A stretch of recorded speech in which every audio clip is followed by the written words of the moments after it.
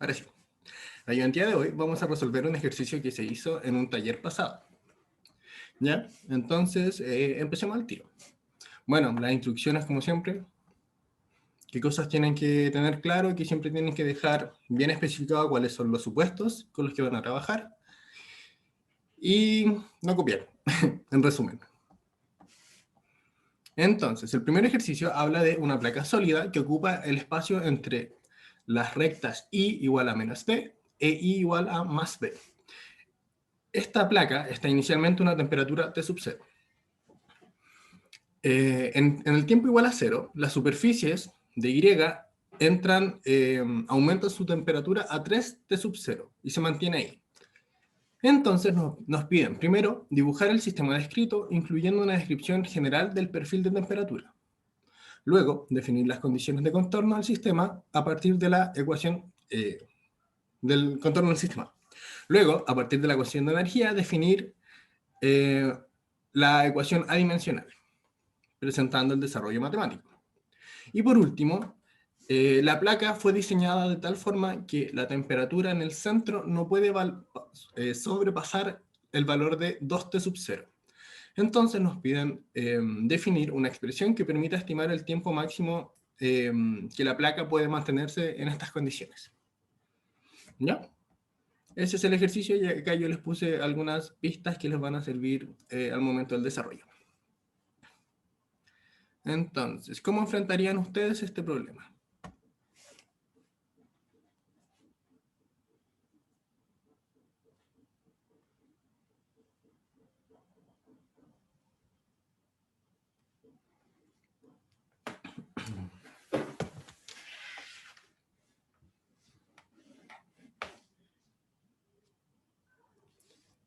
Si voy a tener mi región definida de esta manera, como X y como Y. ¿Cómo estaría posicionada la placa?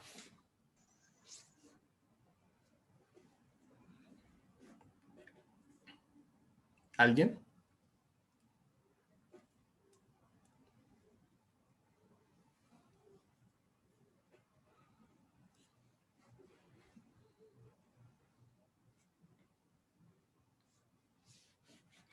Entre menos B y B, vení. Ya, sería en Y. Sería de esta forma, ¿no? Esto sería más B y esto sería menos B. Serían dos rectas hacia el infinito. Y que inicialmente todo esto está T sub 0. Ya. Luego, ¿qué nos dicen respecto a las temperaturas?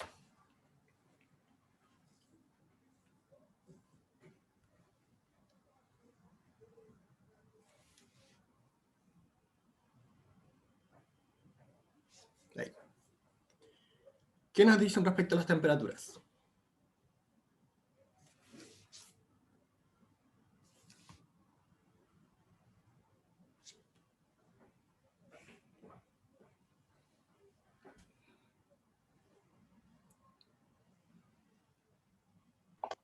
Ajá, ¿por Dime. qué T sub 0 es como al costado y no O debajo de la sea, placa? mi idea era hacer algo así. Que toda la placa está en T sub 0. Ah, ya. Sí, perdón. Si no fue tan claro.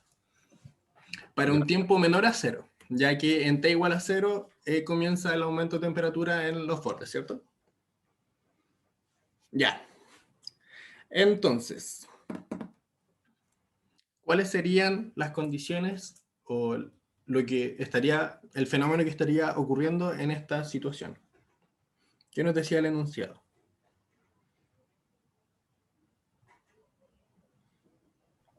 Que en los extremos se triplica la temperatura. Ya, perfecto. Que acá, en el tiempo igual a 0, la temperatura es igual a 3T0.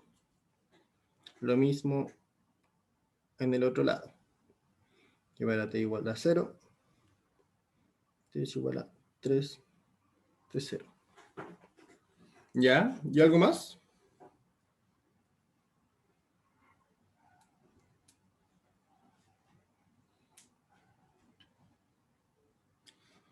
Bueno, más que condición de borde, es una situación puntual que estamos buscando, y es que para i igual a 0, en un tiempo determinado, la temperatura va a ser igual a 2T0.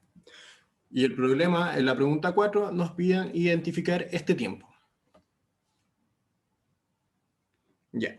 Y al final, eso sería lo que nos piden en la A. Simplecito, ¿no? Simplemente leer. Tendríamos tres condiciones para el problema. La de los extremos y la inicial.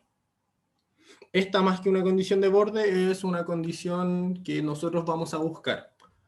Pero como nosotros la vamos a utilizar para buscar una expresión, no nos sirve para definir el problema. La expresión ya tiene que estar completa para poder utilizarla.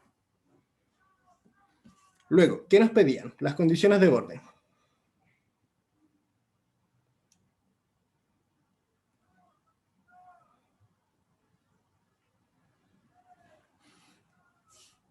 Las cuales ya comentamos en el dibujo. Ya teniendo el dibujo claro, es súper fácil encaminar el ejercicio.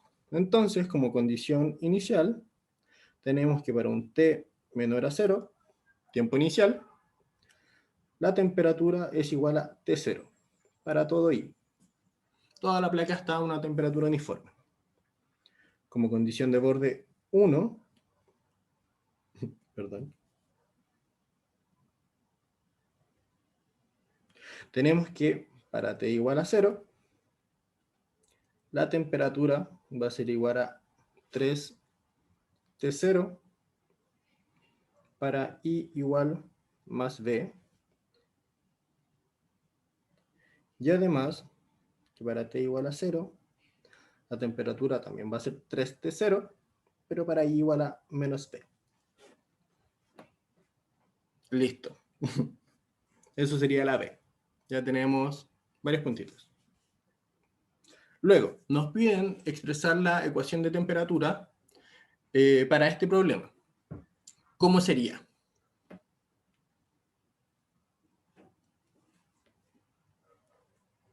Vayan diciéndome los términos.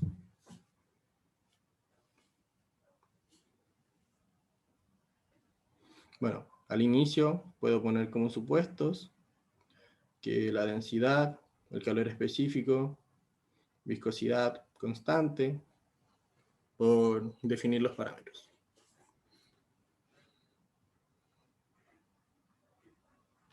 Y que otra cosa que podría decir es que toda la energía se transfiere como conducción.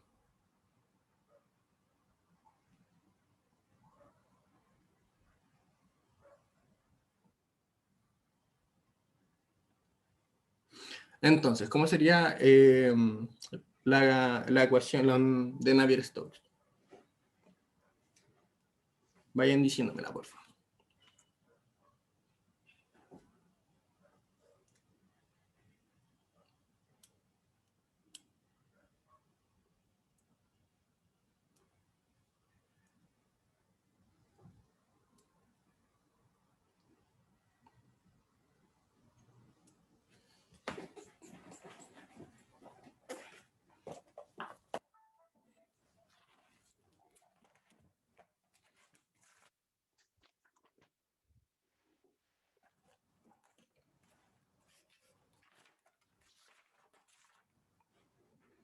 ¿No? Bueno, partimos con el ρCp y los términos de las corrientes convectivas, que serían el término de la temperatura respecto al cambio del tiempo por el aporte convectivo en dirección X, el aporte convectivo en Y y el aporte convectivo en Z.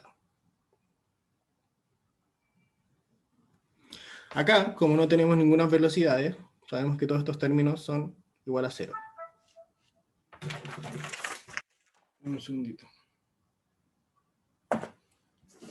Luego, por el otro lado, tenemos que están los términos de conducción, que serían la constante por las segundas derivadas.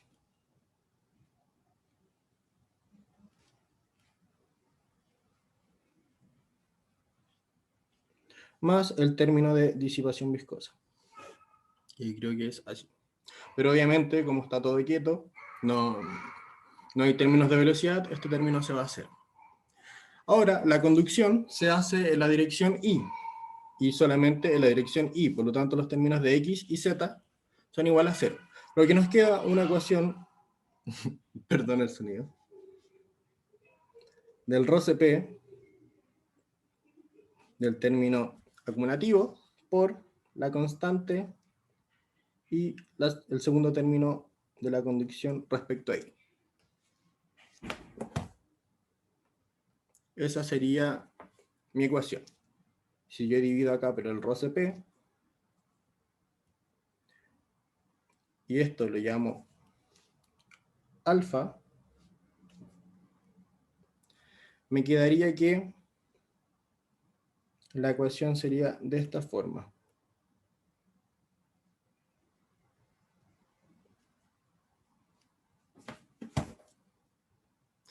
Listo, ya tenemos la primera parte de lo que nos piden en C.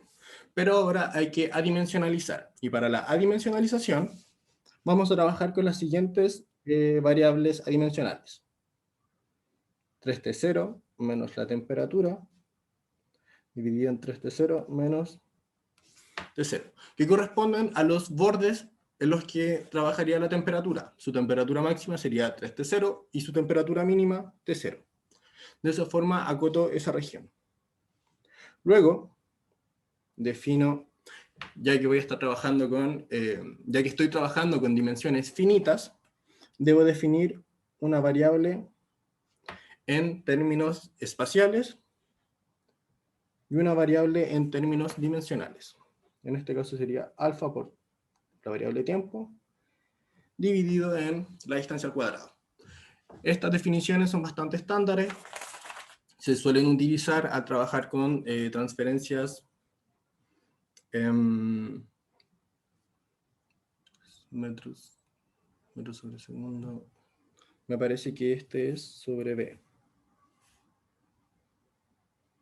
Son bastante estándares, se suelen utilizar harto en estos fenómenos de transferencias de conducción. Sí, F cuadrado. Luego con esto pasamos a convertir cada uno de los términos diferenciales.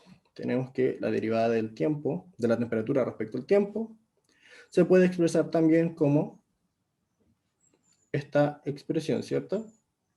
Ya lo hemos hecho hartas veces en la ayudantía, así que, bueno, si de todas formas alguien no entiende cómo se trabajan, me avisa nomás. ¿Todos entienden cómo funciona la regla de la cadena de esto?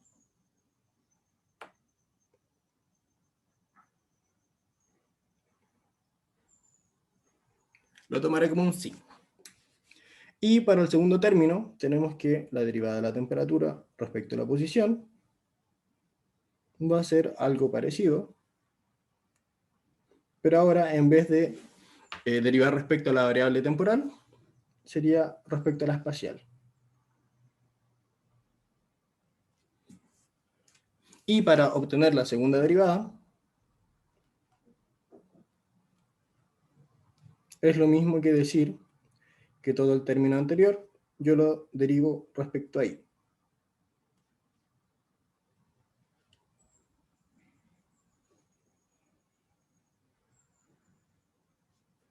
Que es lo mismo que hacer esto.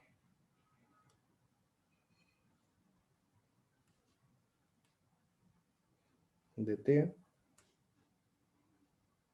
derivada adimensional,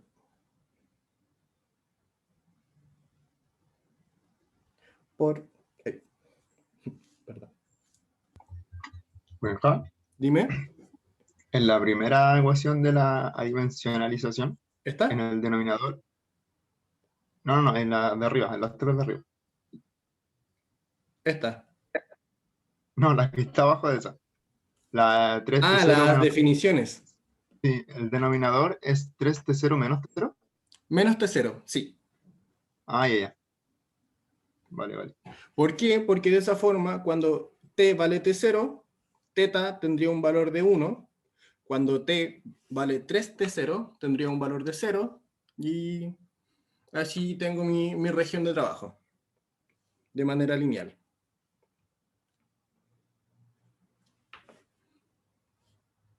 Al final, bueno, en este caso yo le puse 3t0, pero normalmente la definición es t1 menos t1 menos t0. Esa es como la generalización.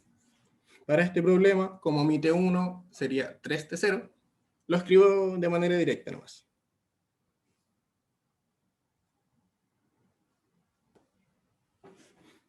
Ya. Siguiendo con las definiciones de los términos, ahora me quedaría, como hice el cambio de variable acá, tengo que mantener la igualdad. Y, finalmente, me queda que el término de la segunda derivada va a ser igual a dt de teta, la segunda derivada del término dimensional con este término al cuadrado. ¿Por qué? Porque acá estoy multiplicando este con este. Luego, seguimos calculando estas derivadas. Tengo que...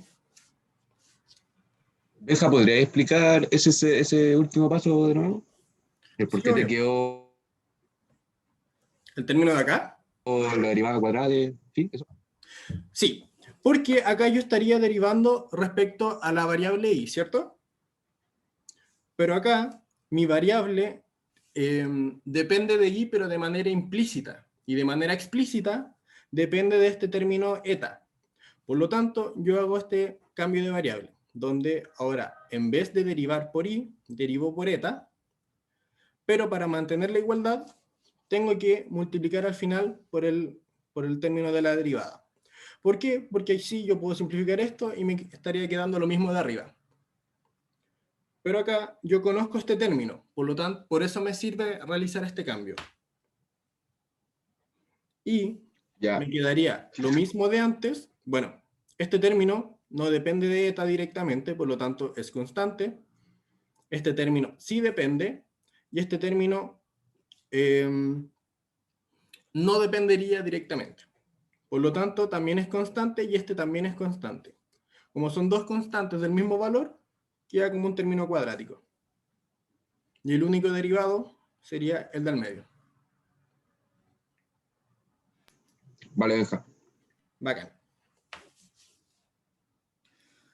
Entonces, seguimos escribiendo o calculando en verdad. Esto era la derivada de t de teta por la derivada adimensional con tau y de tau de tiempo. La temperatura teta lo definimos como 3t0 menos t, 3t0 menos t0. Por lo tanto, si yo derivo esto, me queda que de teta va a ser igual a 1 sobre 3t0 menos t0 por menos de teta. Menos 1 y me queda como signo de multiplicación. Por lo tanto, para dejarlo de esta misma forma, yo paso dividiendo el de teta y tiro el otro término hacia el otro lado. Lo que me quedaría que de t en de teta es igual a menos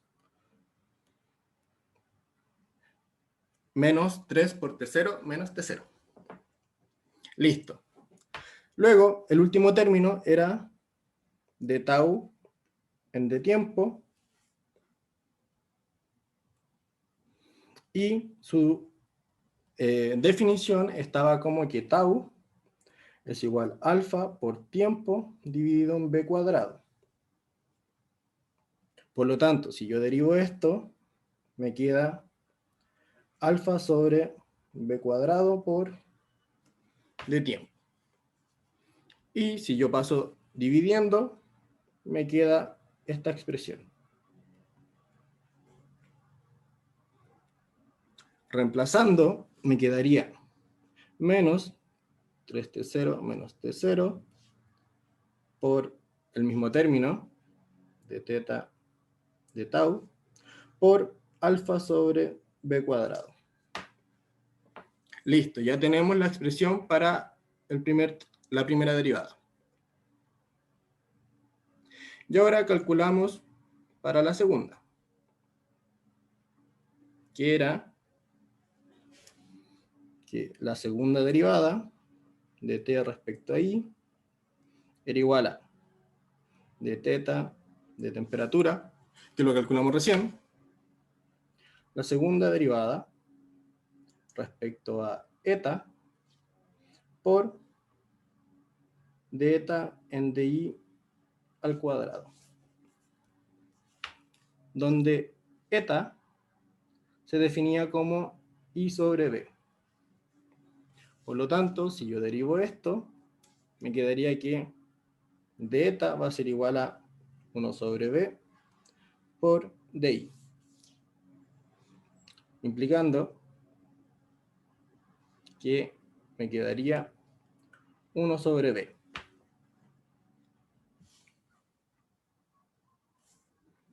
Lo que me quedaría como menos 3t0 menos t0, y este término 1 sobre b al cuadrado. Si yo reemplazo estos términos en mi ecuación diferencial original, me queda menos 3t0 menos t0 por la derivada de teta de tau por alfa sobre b cuadrado.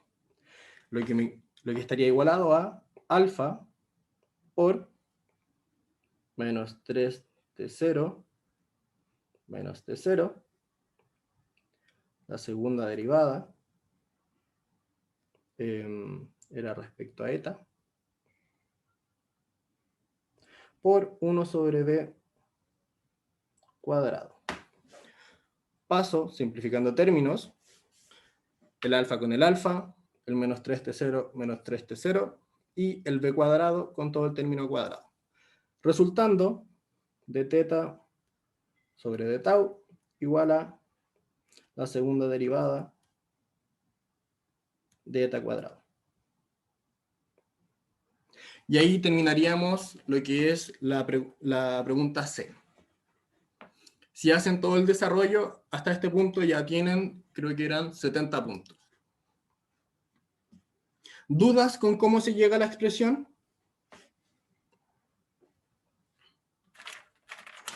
A mí me quedaron dudas con la igualdad que ¿Cuál igualdad? pusiste al final. ¿Esta de acá? Sí, esa.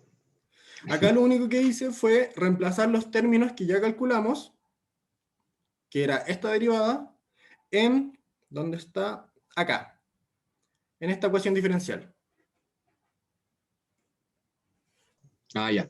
Eso, no me acordaba de esa ecuación. Sí, hay que tenerla en cuenta. Este era el término de t de tiempo, alfa, de t de i cuadrado.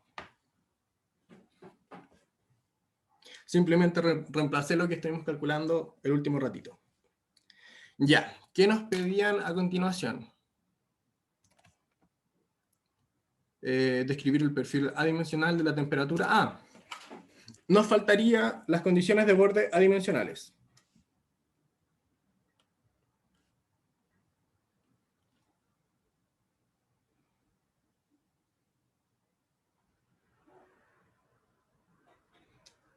Como condición inicial adimensional teníamos que para t igual a 0,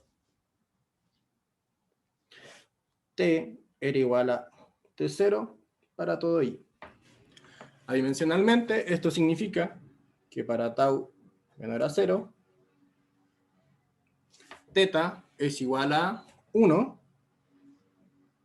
para todo eta, ¿cierto? Simplemente evalué estos valores en los cambios de variables que estamos trabajando. Luego las condiciones de borde. 1 era que para t igual a 0, la temperatura era igual a 3T0, para i igual a más b. Esto es igual, para tau igual a 0, la temperatura θ es igual a 0, para eta igual a 1. Y la última condición de borde es que para un tiempo igual a 0, la temperatura es igual a 3T0, pero ahora para i igual a menos 1. Si yo evalúo esto, me queda muy parecido al término anterior. Pero ahora es respecto a menos 1. ¿Qué nos dice esto? Que este problema presenta una simetría respecto al i igual a 0. ¿Por qué? Porque las fuentes de calor tienen las mismas magnitudes y tienen la misma dirección, creo que sí, no, el mismo sentido de transferencia, pero de direcciones opuestas. Por lo tanto, de esto yo puedo concluir que mi función θ, que depende de estas dos variables, tiene un comportamiento simétrico. ¿Y cómo se escribe esto matemáticamente? Que si es simétrico, tienen los mismos valores. Sí. Como, por ejemplo, la función...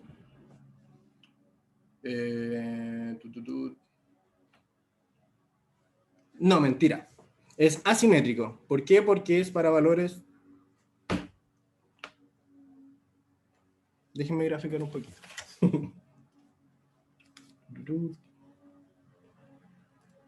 No, es simétrico. Es de esta forma. ¿Por qué? Porque los tetas son iguales para valores distintos. Ya. Con esto terminamos lo que es la pregunta D, perdón, la pregunta C, y pasamos a lo que es C. Y para esto tenemos que obtener la expresión para la función que estamos calculando. Para esto tenemos que resolver la ecuación diferencial parcial que obtuvimos acá. ¿Alguien sabe cómo se resuelve eso?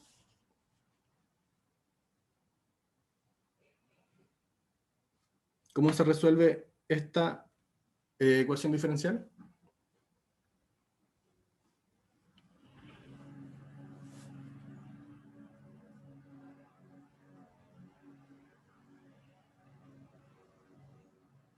¿Alguien? Bueno, una de las técnicas matemáticas corresponde a la separación de variables, donde yo defino que mi función inicial se puede reescribir como la multiplicación de dos funciones, por ejemplo, f de eta multiplicado por g de tau. Y digo que esto se va a cumplir. Si hago esto y lo reemplazo, me quedaría que la derivada de θ de tau era igual a la segunda derivada de θ de eta. Reemplazando esto, me queda la derivada de f de eta g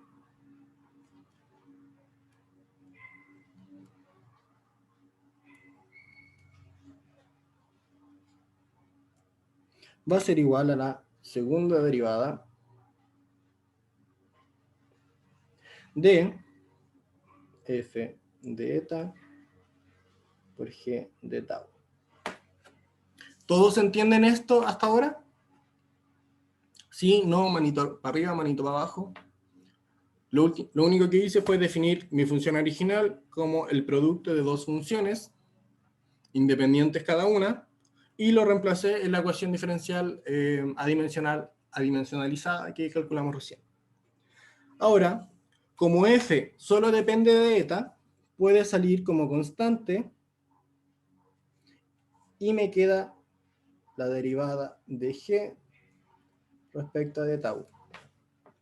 Y en el otro lado, Como g no depende de eta, sale como constante, y me queda la segunda derivada de f de eta cuadrado. Y reorganizando esto, me queda que 1 sobre g por dg de tau es igual a 1 sobre f por la segunda derivada de f en de eta cuadrado. ¿Qué hice? Tiré las funciones para su respectivo lado. Ahora, como cada una de estas ecuaciones depende solamente de su propia variable, para el lado izquierdo es g y para el lado derecho es f, yo puedo igualar estas dos a una constante. Esta constante, si se acuerdan en mate, puede ser menos lambda, dependiendo del ejercicio, puede ser más lambda, menos c o menos c cuadrado. ¿De qué sirve elegir una u otra? Netamente con cómo te queda la solución final. Si quieres que te quede con una raíz de repente, con una raíz, lo trabajáis con el lambda solamente. Si quieres que te quede como un término entero, lo trabajáis como cuadrático. En este caso, lo vamos a trabajar con menos c cuadrado por la naturaleza de la solución de esta ecuación diferencial. Vamos calculándolas. Para la primera parte,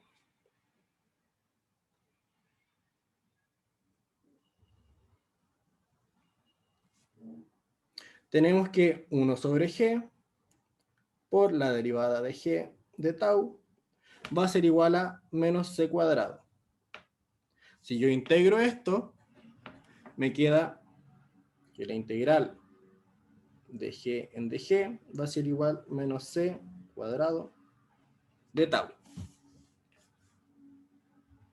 Lo que me queda en logaritmo natural de g es igual a menos c cuadrado por tau más c1.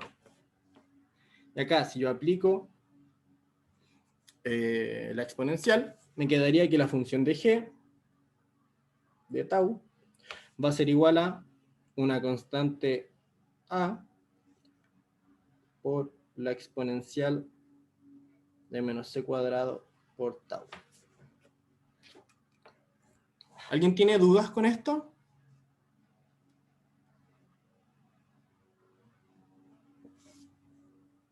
¿Alguien no sabe qué pasó con esta constante? ¿Con la constante C1?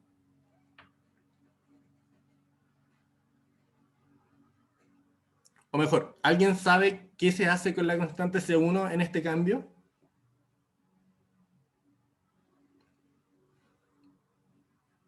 Está como expresada en A. Sí. ¿Y cuál sería su expresión? Bueno, para la gente que todavía no lo ha visto, cuando yo elevo la exponencial esto, me quedaría en el lado derecho, lo voy a hacer paso por paso una última vez. Me quedaría que g de tau es igual a Euler elevado a menos c cuadrado por tau más c1. Y por propiedades de potencias, cuando yo tengo un exponente sumas en el exponente, esto es lo mismo que decir Euler elevado a menos c cuadrado por tau por Euler elevado a c1. Y acá lo que se hace es decir simplemente que todo este término es la constante a, para no estar escribiendo todo el rato expresiones complejas. De esa forma me queda a por la exponencial de menos c cuadrado tau.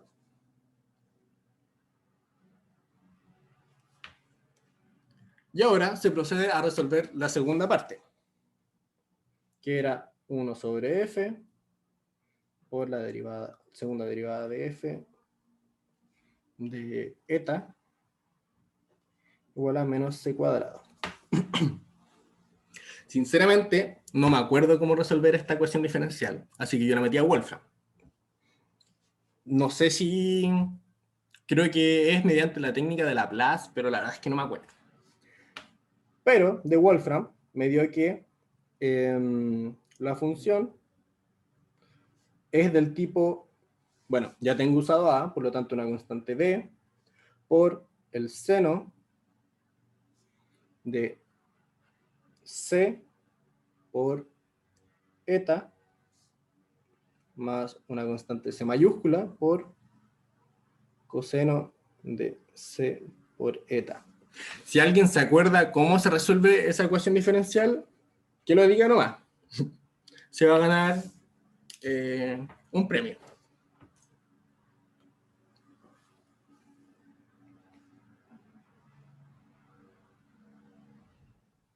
Me quedaría de esta forma. Y ahora, si se acuerdan antes, la definición que habíamos hecho era que teta, para tau, eta, tenía un comportamiento de simetría. ¿Qué quiere decir eso? Que esta igualdad siempre se cumple. Lo que significa que f también va a tener ese comportamiento. Menos, perdón.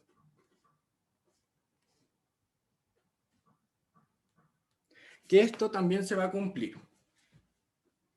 ¿Y qué ocurre con esto? Que la función, si f, bueno, lo que dice que f también tiene que ser una función simétrica. Pero acá, el término de seno es una función asimétrica. ¿Por qué? Porque tiene este comportamiento. Y si yo quiero que mi función sea simétrica, no puede haber una función asimétrica en ella. Por lo tanto, el término de b debe ser 0. No sé si se entendió eso. Que alguien, por favor, alce la voz.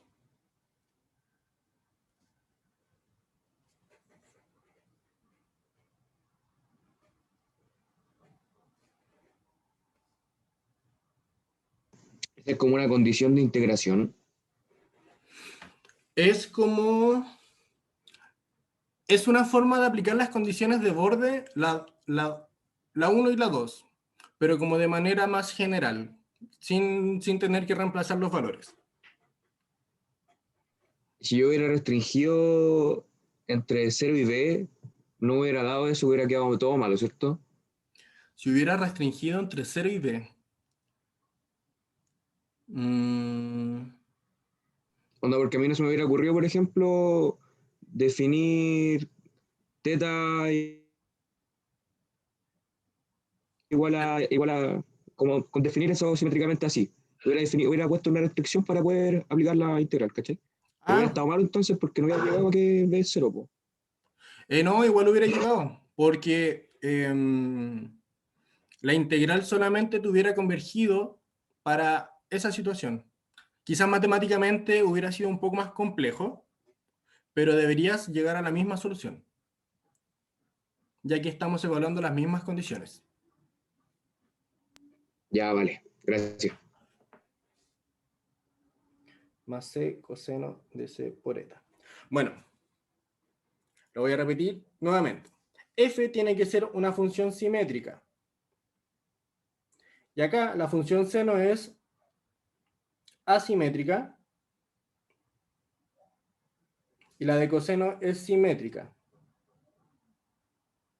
Por lo tanto, para que se cumpla esto, no puede estar el término asimétrico, implicando que b es igual a 0. Lo que me quedaría con que f de eta es igual a c por coseno de c por eta.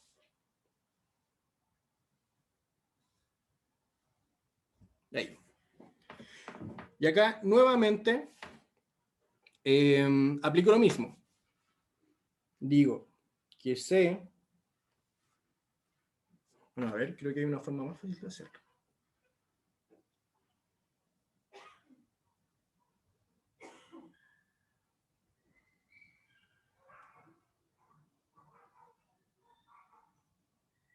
Ya.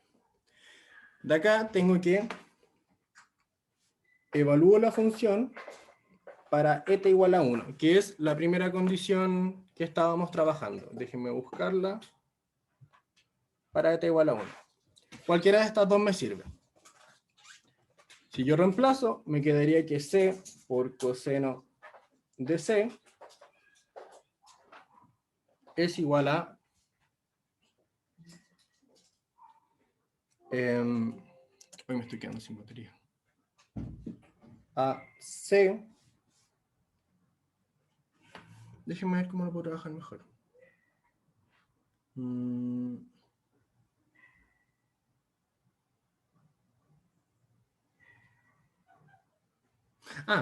Ya. Si yo lo evalúo 1, esto era cuando eta era igual a 0. Por lo tanto, también puedo decir que c por coseno de c es igual a 0.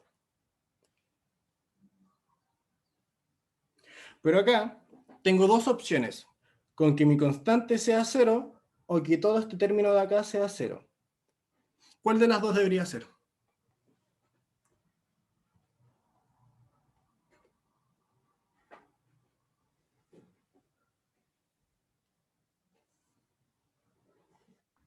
El coseno de C. El coseno de c. ¿Por qué? Porque si digo que c, que la constante es igual a 0, me queda que mi función f sería igual a 0, lo cual no me entrega ninguna información útil.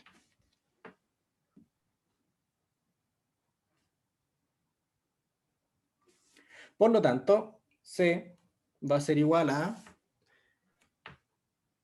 n más 1 medio por pi.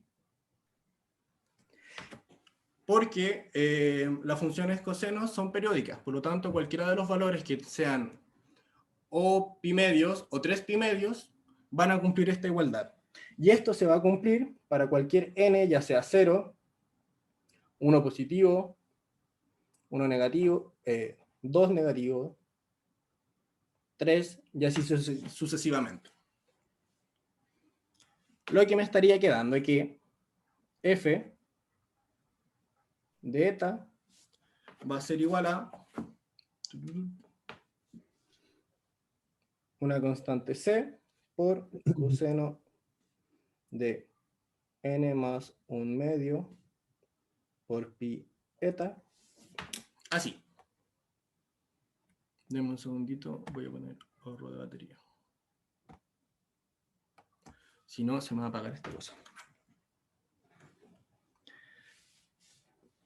Por último, me queda que mi función teta, que era igual a f por g, me va a quedar igual a el a por la exponencial de menos c cuadrado por tau por c por el coseno de n más 1 medio pi tau. No, pi eta. Y esto va a aplicar para distintos n. Como la función es simétrica, puedo agrupar las constantes, que también van a depender de cada uno de los n,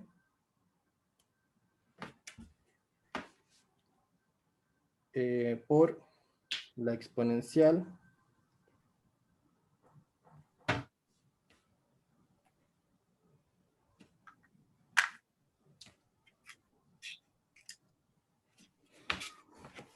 y acá puedo hacer el siguiente arreglo. Si yo expando esto, tendría para los términos positivos y negativos, ¿cierto? Pero como esos términos, por la condición de simetría, van a ser iguales, puedo factorizarlos en una constante más grande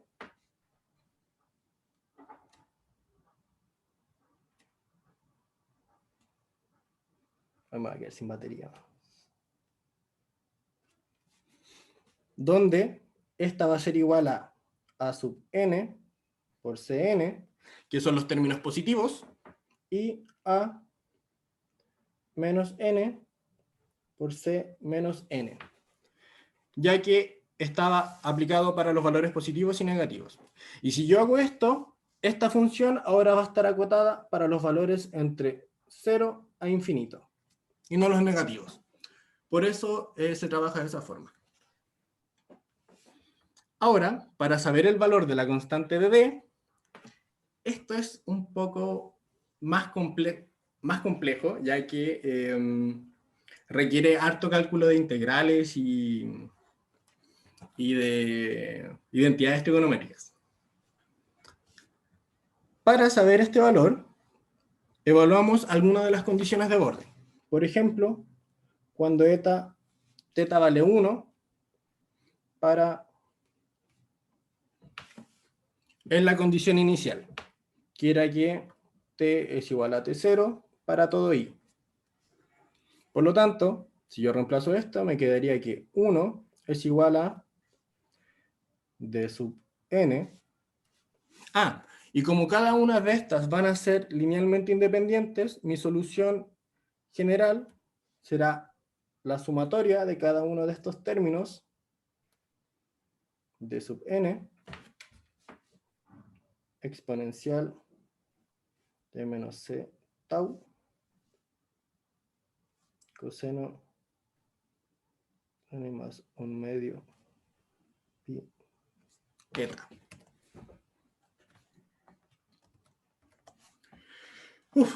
¿Cuánta batería me queda?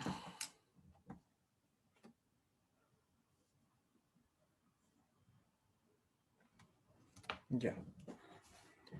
Y esto es para t igual a 0. Por lo tanto, para tau igual a 0, si yo reemplazo este valor por 0, me queda que todo esto vale 1. Es igual a 1 de sumatoria de n igual a 0 a infinito de sub n coseno de n más 1/2 pi eta. Y ahora viene una parte que en verdad es súper poco intuitiva, pero es bastante estándar para este tipo de problemas, donde esto yo lo tengo que evaluar para todo i. Y para eso multiplicaré en ambos lados por una función auxiliar, que en este caso va a ser la misma función de acá adentro, pero respecto a otro término. Multiplico en ambos lados por coseno de m más 1/2 pi eta.